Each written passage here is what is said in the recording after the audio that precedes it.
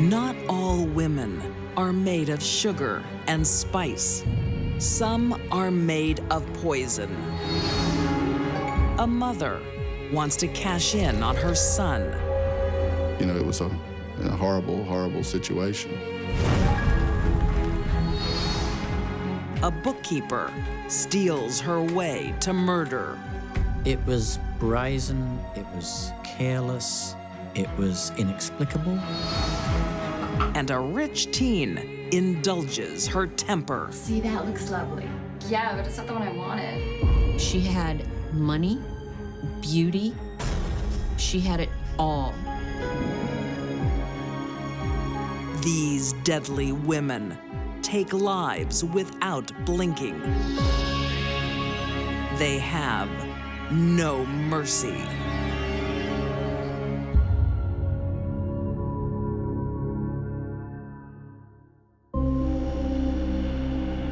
August 2008.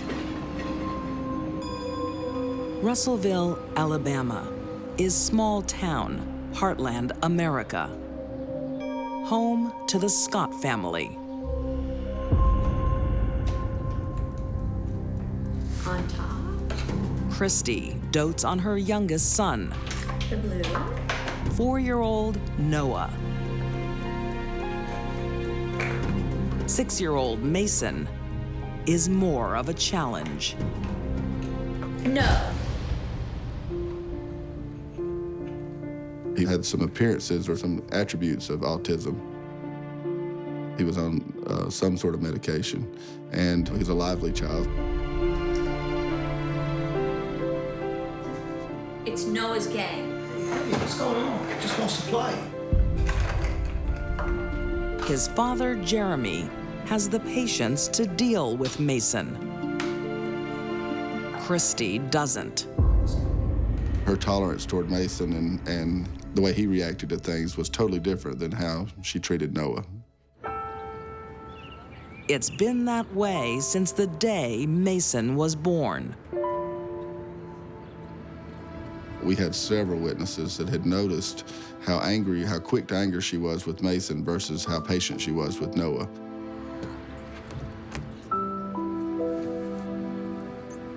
Can I have a go?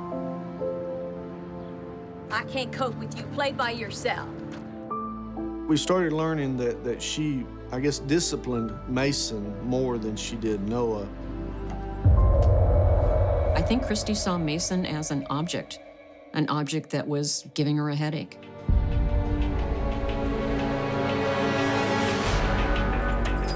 Christy's attitude to Mason is an open secret. The mom even fights with him in the schoolyard. She and Mason Scott got into a huge argument. It was so bad, and the appearance of it looked so bad. Don't you dare! Christy actually pushed Mason away from her. And school officials actually had to come and intervene. Hey, stop there! I'll take him. And had to basically separate them and walk Mason into school themselves, and she walked back to the car very angry. Other mothers might give a child like Mason special attention, but Christy just gets angry.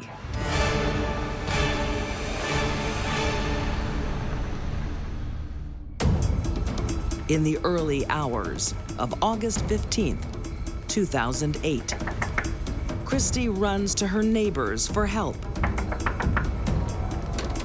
She arrived at the door of her neighbor's home. Call 911, my house is on fire! And so, of course, they pick up the phone, call the 911. The husband starts to see if there's anything he can do. Emergency. House fire. Christy and Noah are safe. Husband Jeremy is out of town. But where is Mason? Where's your other boy? He's inside. What? It wasn't until over 2.5 minutes later that the neighbor called back to 911 and said, "She just told me that her son is in the fire." As a parent, I can't comprehend how that wouldn't be the first thing that would be said is my kid's in a fire in the house and it's on fire. So for 2.5 minutes, they were reacting like it was a house fire versus a child is burning alive and you've got to run down there and try to save it. That length of time in a burning house is forever. Emergency services are quick to the scene. I think everybody involved, was doing all they could do to try to, get the child out, but there was no way. Little Mason's body is found. It was a horrible, horrible situation. The close-knit community rallies around the family. But at her son's funeral, Christy is acting strangely. What a beautiful baby. This lady said that she had her daughter there and Christy was holding her little daughter. She said, Christy said the most unusual thing. Christy said, Noah has always wanted a little sister. Now maybe he can have one. You hungry? What do you think about having another child? I mean, Noah always wanted a little sister. And Jeremy thought that was the wrong place and time to even be talking about that. Who actually says that? Who has ever said that when their child was burned up in a fire a day or two before? As well as planning her new family. Christy is expecting a financial windfall. It's classic psychopath behavior to not be able to wait for something. I want it and I want it now.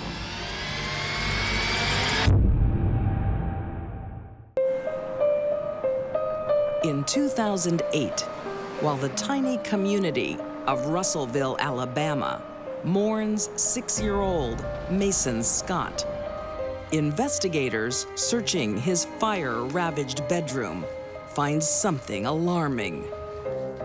This isn't supposed to be here. And what he had found was a smoke detector that was just laying on the floor. The smoke detector is still working. It should have saved Mason's life.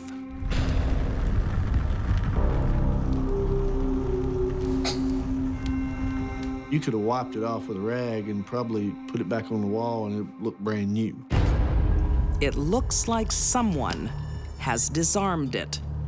The smoke detector was determined to have been pulled off the wall. I knew somebody had killed Mason Scott.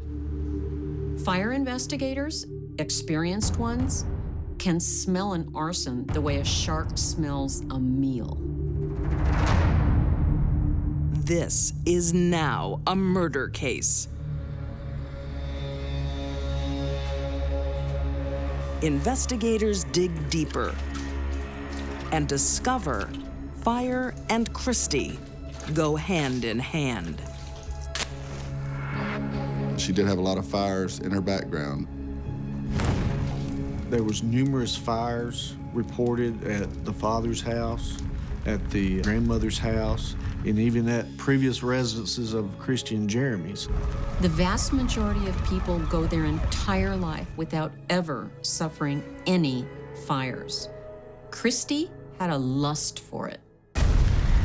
3 years earlier, Christy's home catches fire twice in the same week.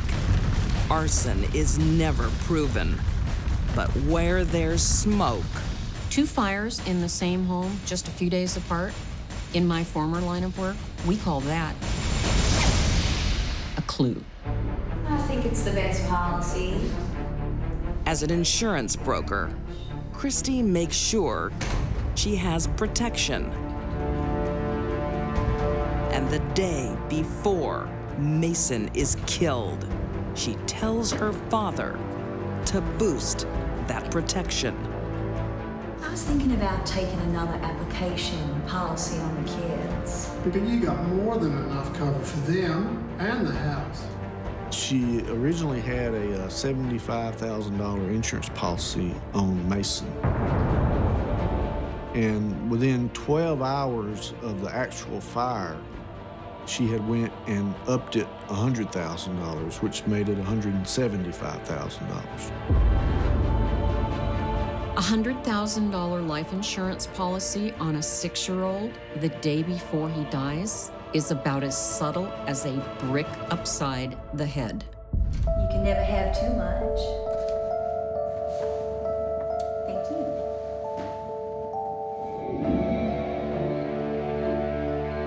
Police piece together what really happens on that hot August night. I bought your favorite dessert. Christy's husband is away. She serves Mason his last supper. There we go. His favorite dessert. Is that yummy? They say sometimes that a parent, before they kill or murder a child, will give them one of their favorite things or favorite items. And then she tucks him in. Are you ready? Ready, Mama. With an extra large dose of cough syrup.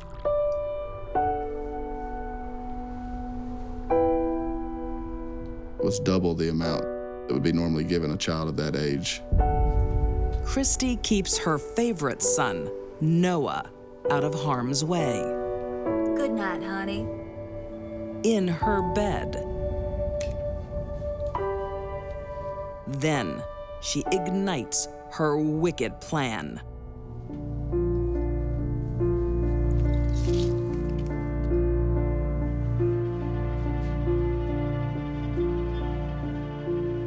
Somebody had taken that smoke detector off the wall to prevent an individual or a person from being alerted or woke up. And the only adult in that home was Christy.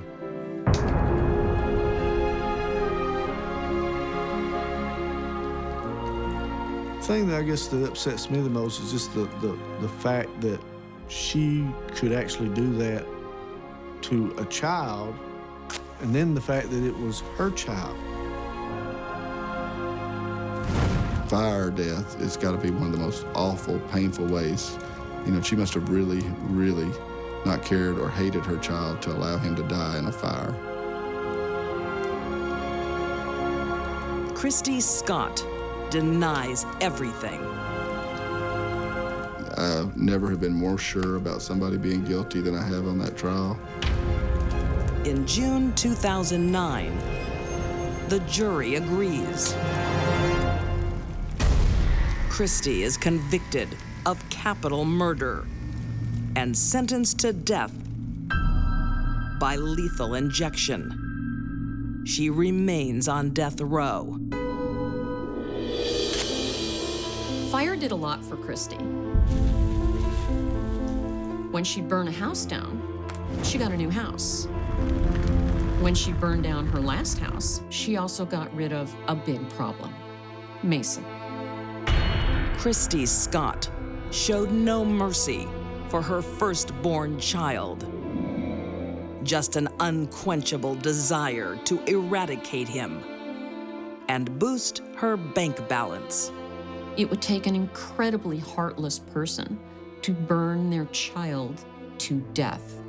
I don't think Christy gave a whit for Mason.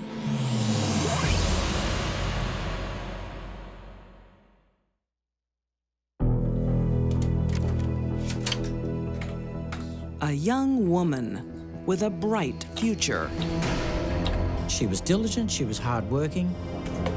takes the wrong path. She had larceny in her heart, and there's no pill for that. And walks it all the way to the bank. She was consumed with greed for money and was prepared to go to almost any extent to get it.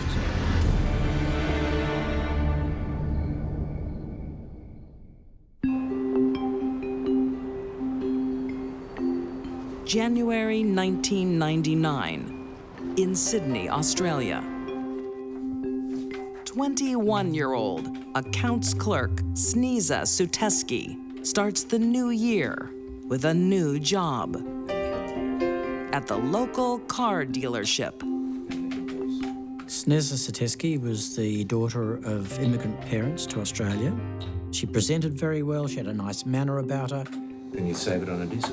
She was diligent, she was hardworking. Yeah, my course was all computer-based. Great. But appearances can be deceiving. So how come you left the courier company? I needed a change. I can relate to that. Sneeza has a dark secret. She'll do anything to hide. Hi, I just need you to sign this invoice. Sure. 6 months earlier, she worked for a courier company in the city. So you enjoying the job? I am. Yeah, I'm finding it rewarding. Good. Sneeza's rewards are more than her pay packet. She is defrauding the company. Not nickels and dimes, but cold, hard cash. She had defrauded them of something like $100,000. What she'd done is she'd manipulated invoices that had been coming into the firm. Sneeza thinks she's hit the jackpot. Yes! She decides to invest the money at her local casino. How much did you win? $3,000! Drinks on me. Oi! Over here! She is known to spend $10,000 a day. Sneeza's greed trumped her good judgment, if she ever had any. For Sneeza, it's easy come, easy go. Until her superiors sniff out her daylight robbery. To her father's horror. A career-ending crime that could end in hard time. Sneeza, how could you? She was informed that her fraud had been detected and that the police would be involved. I'm afraid we have no other option. We have to call the police. Incredibly, she gets a last-minute reprieve. I have money and I can pay you back. I'll have to speak with my supervisors. Thank you. The company strikes a deal with Sneeza's father. I don't understand this. Why, Sneeza?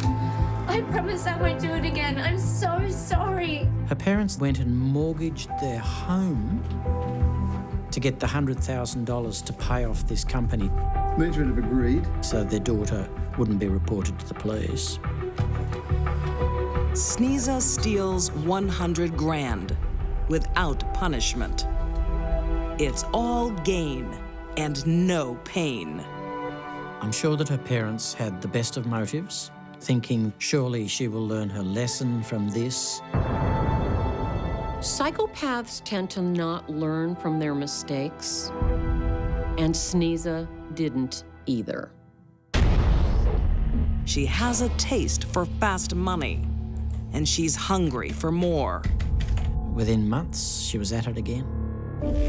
Sneeza soon gains the trust of her new boss at the car dealership. You working back? Yeah, I'm gonna get through these invoices. Good for you. 51-year-old accountant, Richard Peach. He lived on his own. He'd worked for a long, long time as the finance manager. He was the sort of person that everyone liked. Richard has no idea Sneeza's just been fired for fraud.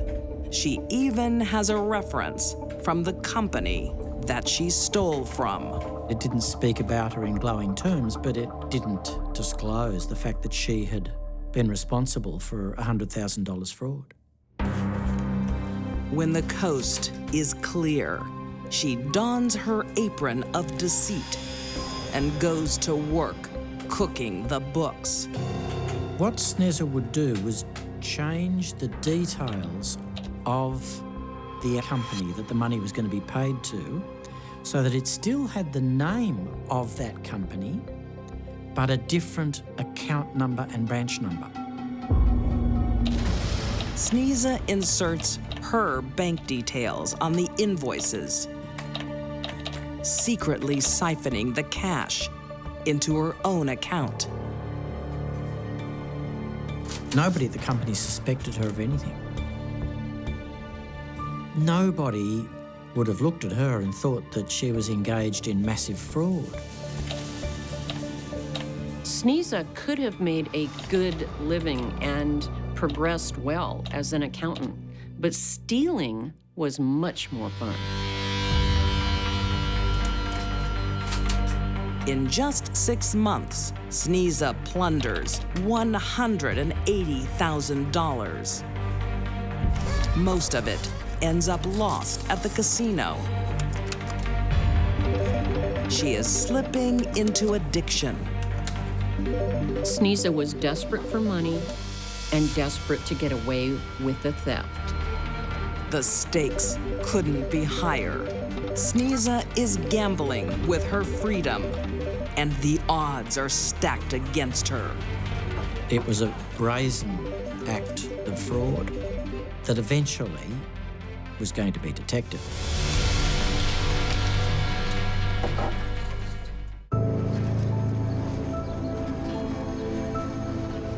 December 1999, Sydney, Australia. This is the second time I've called, and I'm still waiting. 21-year-old Sneeza Suteski Well, it can take up to a month to receive the payment. steals $180,000 from her employer. I'll look into it and get back to you. Now she's in danger of getting caught. Hi. Didn't expect to see you today. If Sneeza had stolen smaller amounts of money over a longer period of time, I've got to go through the invoices. It's probably just a banking error. she might have gotten away with it, but her greed compelled her to do more and more and more, and it became noticed. The boss is getting complaints that bills not being paid. Oh, really? Well, is there anything I can do? That's probably better if I look after it. Sure. She knew there was only a little bit of time left before her fraud would be detected by Richard Peach, and she'd be in trouble again. Sneeza's parents have saved her from the consequences of her thieving ways in the past. This time, she needs another solution. She decides to have her boss, Richard Peach, attacked and beaten. Found anything? Not yet. So he is off work for 2 weeks. Bye. See ya. During those 2 weeks, she would engage in a massive amount of fraud. And then, just before he was due to come back, she'd resign. That was the plan.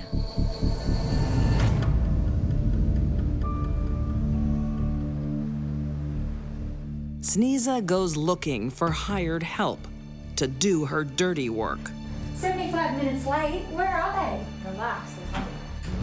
A lot of women, when they want someone dead, don't want to do it themselves, so they hire someone. You're sure we can trust them? He's my boyfriend, and he wants some money. And that's what Sneeza did. Hello, hello. Hey, where have you been? Sneeza's friend has connections in the drug underworld. Sneeza? She's introduced to a 19-year-old heroin addict. Would you like a drink? No, I'm good. There was one meeting that they had where there was a particularly important conversation where they were discussing exactly what would be done to Richard Peach. So when does this need to happen? It has to happen before Christmas. What she said was bash him, stab him, kill him. I don't give a F. I don't know, as long as he doesn't show up for work. What she was really doing there was giving the hitman a blank check. You do whatever you think is necessary. I don't really care.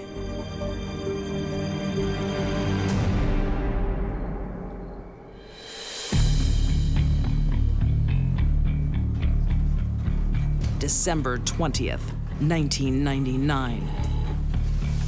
Richard is out for drinks with a friend.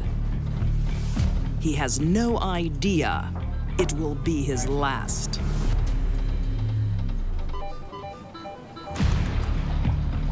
Sneeza was very much hands-on. She went into the club whilst the hitman waited in the car park.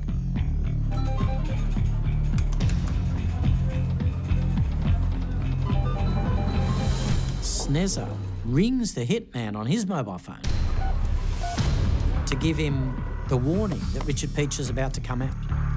Hey. Yep, he's on his way out. Got it.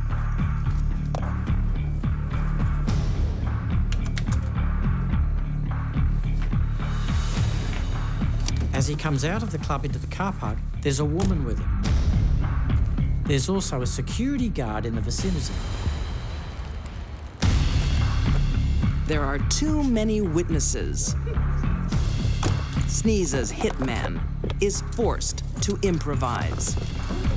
So he drives furiously to Richard Peach's home because he thinks, I'll have a second opportunity here outside his home to attack him.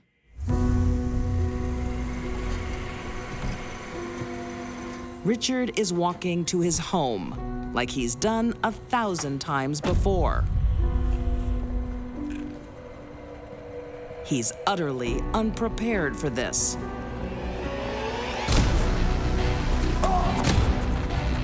The hitman comes up behind him, hits him on the back of the head with a hammer, thinking that he will lose consciousness. But Richard is stronger than he looks. He doesn't drop. The hitman is so surprised, he pulls a knife out of his pocket. Stop! Stabs Richard Peach in the chest, severed his aorta, and Richard Peach died within several minutes from blood loss. Richard bleeds out on the cold, dark concrete. I don't know if Sneeza was motivated 100% by greed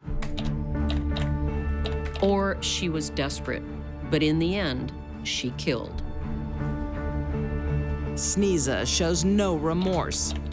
She is callous to the core. The fact that Richard Peach had died didn't dissuade her from continuing with her original plan of this massive fraud over the next 2 weeks. She steals another $100,000. This final act of greed will be her last. The murder of Richard Peach ensured that the full focus of attention of the police was on this company and why Richard Peach was attacked and killed. The breakthrough comes with the hitman. Days before the murder, he was seen casing the victim's neighborhood. Police pull him in, and he talks. The hitman was prepared to give evidence in court against her, and he did. A month after the death of Richard Peach, Sneeza is arrested and charged with 1 count of murder and 9 counts of fraud.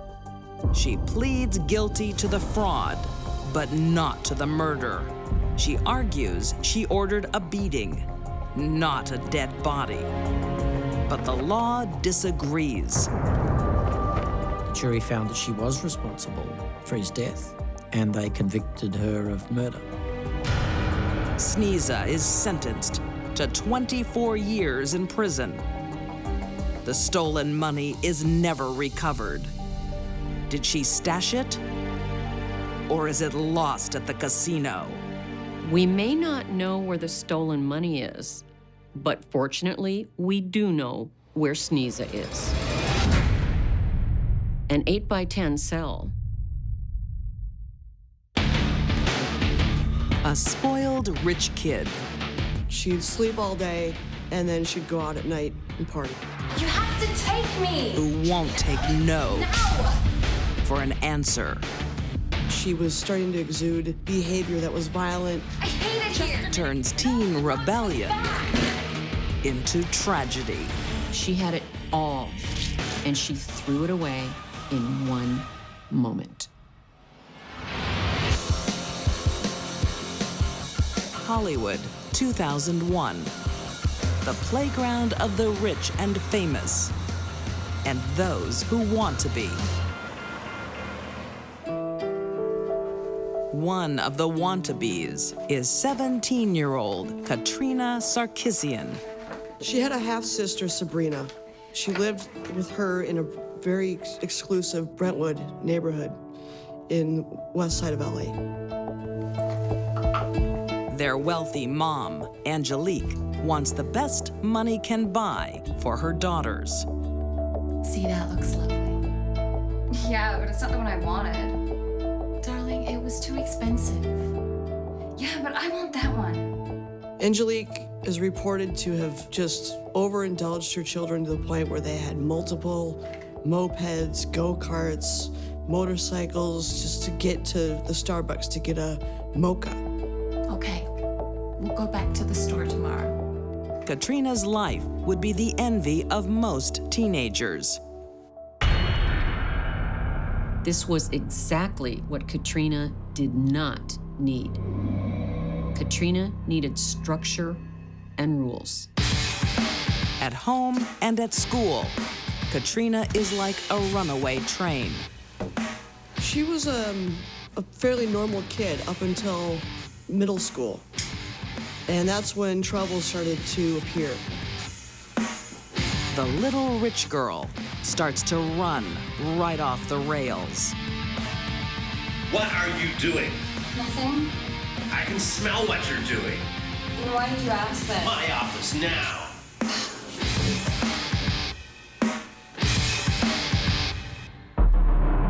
Katrina develops a passion for drugs and alcohol, and a burning hatred for anyone who gets in her way. She was starting to exude behavior that was violent, aggressive toward fellow students, making threats to them.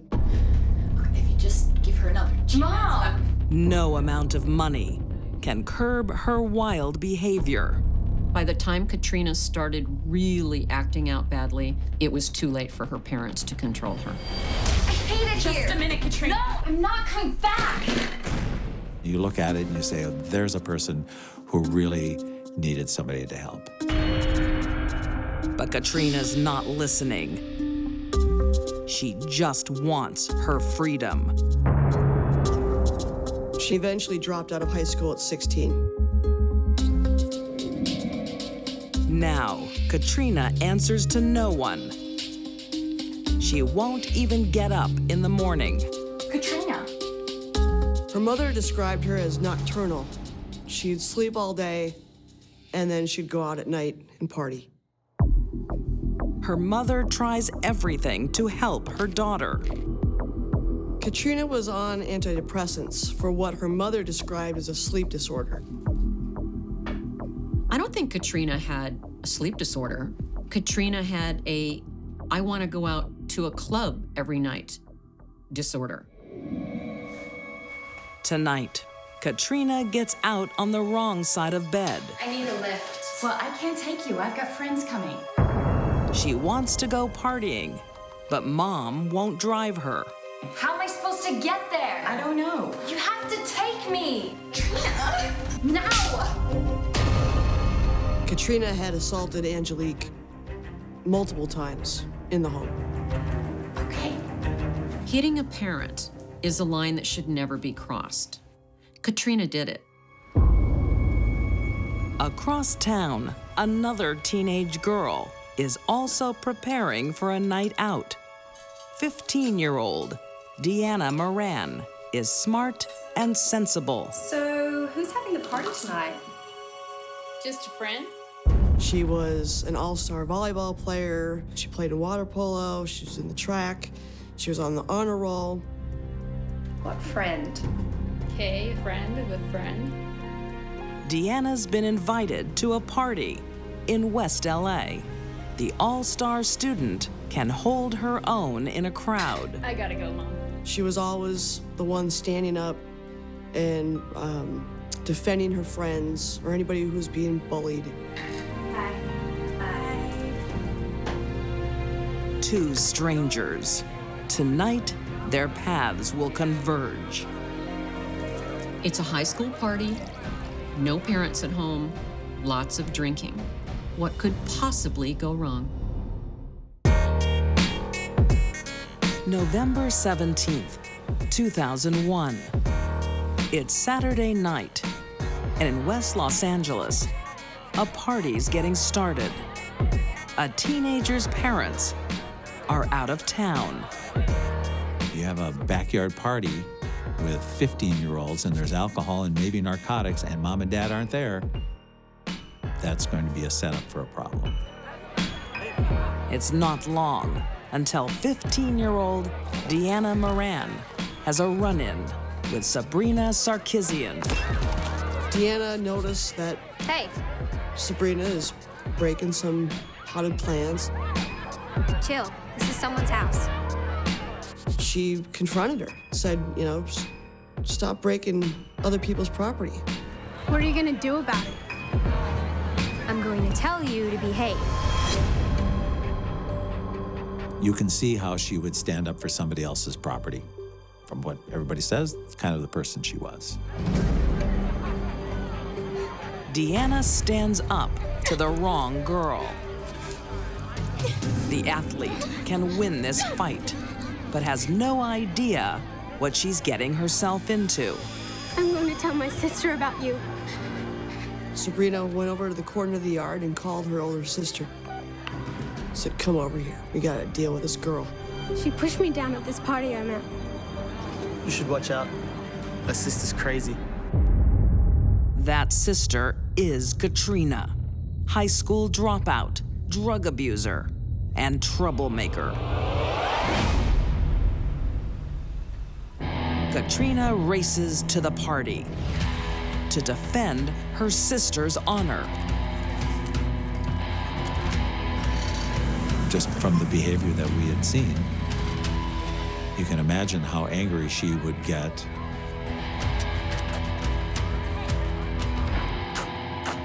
Who pushed my sister?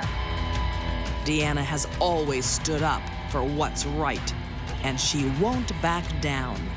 It was me. And Deanna, like Deanna does, daring Deanna, said it was me. You got a problem with that? But this is no simple cat fight. It was just a quick punch, and all of a sudden Deanna's laying on the ground, and she was kind of gasping for air a little bit. Deanna, what's wrong? Her clothes were sticky, and they realized she's bleeding. She's bleeding. Deanna has been stabbed once through the heart. Katrina Sarkisian made sure she had the upper hand in this battle. It was a knife whose purpose was to be hidden in someone's hand. Why did she have that? I don't know what else Katrina would be doing with a knife showing up at a party other than to do harm. I don't think there's anything Deanna could have said to Katrina to stop what was going to happen. Katrina wanted to kill someone. The sisters are gone before anyone has time to react. The terrified teens don't call 911. They decide to take Deanna to the hospital themselves. Somebody pulled up in a car and they said, well, let's just take her to the hospital. We've got to get her to a hospital. Which turns into be, when you think about it, quite a fatal mistake. Without professional help, Deanna dies when she reaches the hospital. With dozens of witnesses, the police come straight to Katrina's door. Katrina gets picked up by 2 detectives with the LAPD at about 2 o'clock in the afternoon.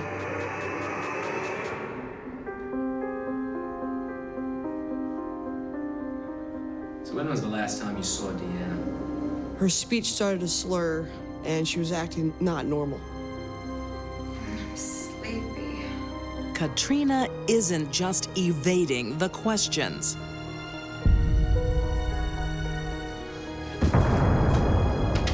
She's committing suicide. She stopped breathing. We need an ambulance. You can only imagine that this person sitting at home, being traumatized from whatever occurred at that party in her mind, being so tormented that she's going to down a whole bottle of pills and then go to the police station. She's taken 43 antidepressants that morning. Half that number is lethal. Just like her victim, Deanna. No one can help Katrina. Within not even a 24-hour span, 2 sets of parents have lost their daughters.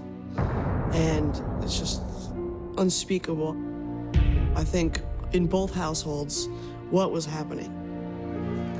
What started out as a teenage catfight ended up with 2 girls dead. How am I supposed to get there? Katrina Sarkisian couldn't be tamed. Now! Not by parents, My office now. school, Who pushed my sister? or a stranger at a party. It was me. She was an explosion waiting to happen. I think Katrina had some sort of rage within her that needed to be dealt with. If it wasn't Deanna, it would have been somebody else. It would have been some other tragedy. She possessed everything you could wish for, except mercy. Katrina had money, beauty, she had it all, and she threw it away in one moment. These deadly women were cold, calculating, and selfish. Christy Scott burned her son alive for an insurance payout. Sneeza Suteski stole much more than money. And Katrina Sarkisian's temper took a teenager's life. All 3 cared only about themselves. They showed no mercy.